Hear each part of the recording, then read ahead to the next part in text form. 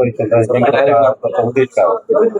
आजच्या पत्रकार परिषदेचा उद्देश आहे की आम्ही जे राष्ट्रवादीचे सर्व नगरसेवक आहोत ते सध्याला परभणी शहरामध्ये ज्या अफवा पसरत आहेत की राष्ट्रवादीचे नगरसेवक हे प्रवेश करणार आहेत, पक्षांतर करणार आहेत, तर त्याला पूर्णविराम देण्यासाठी आज आम्ही ही पत्रकार परिषद घेतली आणि सर्वांना या पत्रकार परिषदेच्या माध्यमातून सांगतो की आम्ही सर्वजण एक आहोत आणि आम्ही कुठल्याही पक्षात पक्षांतर करणार नाहीत आणि आमचं जे नेतृत्व आहे, आमच्या ज्या नेत्या आहेत सुनेत्रा पवार यांच्यावर आमचा पूर्ण विश्वास आहे. जसे आम्हाला दादानं मदत केली तसंच त्यांची बी मदत वेळोवेळी आहे.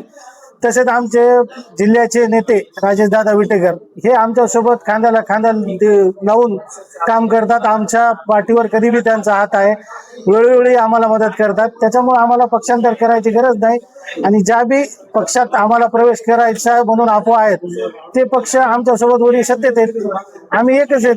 त्याच्यामुळे पक्ष बदलून काय फायदाच नाही. उपमुख्यमंत्री परभणीत येणार आहे, त्यामध्ये आपल्या पक्षाचे काही सदस्य वगैरे जाणार आहेत, या चर्चाबद्दल काय बोलतात?